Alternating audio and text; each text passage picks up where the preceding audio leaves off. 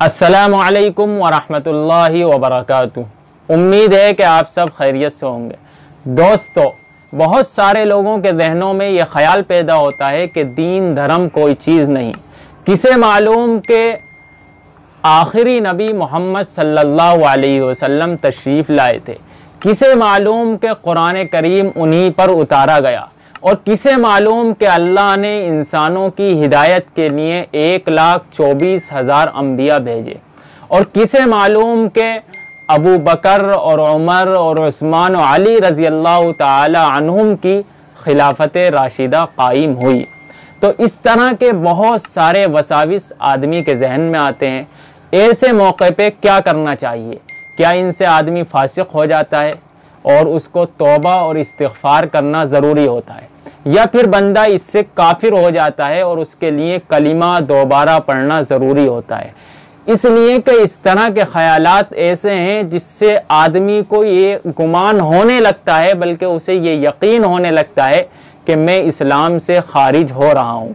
तो आज मैं इसकी मुकम्मल वजाहत आपके सामने रखूँगा।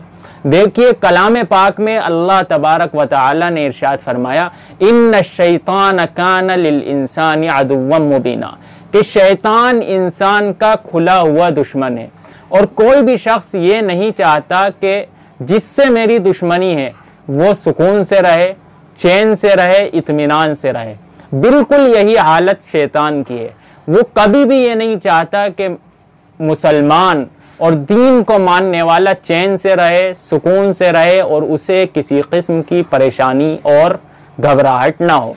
इसीलिए वो इस तरह के गंदे और गलीज और नापाक ख्यालात आदमी के जहन में डालता है।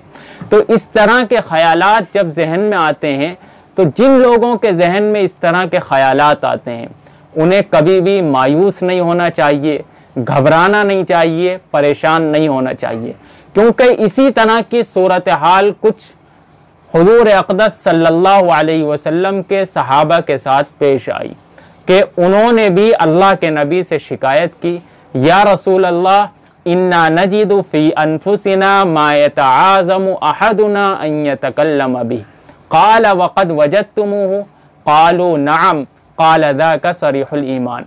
कि अल्लाह के नबी जनाब रसूलुल्लाह सल्लल्लाहु अलैहि वसल्लम से उनके सहाबा ने अर्ज़ किया, ए अल्लाह के रसूल, हमारे जहन में, हमारे दिलों में ऐसी ऐसी बातें, ख्यालात और वसाविस आते हैं कि हम में से कोई भी उसे आपके सामने बयान करना पसंद नहीं करता और संगीन समझता है कि आपके सामने उसे बयान किया जाए, बहुत बड़ा जुर्म समझता है। अल्लाह के नबी जनाब रसूलुल्लाह सल्लल्लाहु अलैहि वसल्लम ने इरशाद फरमाया, क्या वाकई तुमने ऐसी चीज़ें महसूस की हैं? उन्होंने कहा, जी अल्लाह के रसूल, बिल्कुल महसूस की हैं। आपने इरशाद फरमाया, यही वाज़े ईमान है।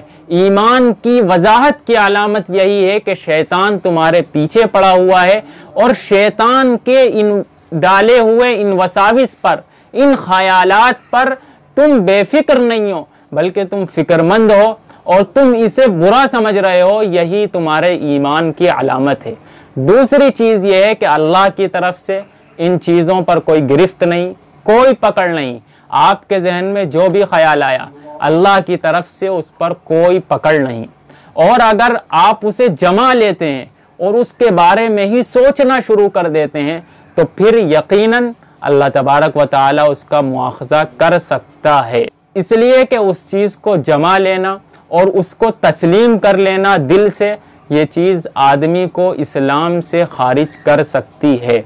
अगर कोई इस तरह का वसवसा हो तो अल्लाह से इस्तिग़फ़ार करें, तौबा करें, और फिर अल्लाह की तरफ रुजू करें। और एक अहम चीज़ यह है कि इन पर तवज्जो ही न दें।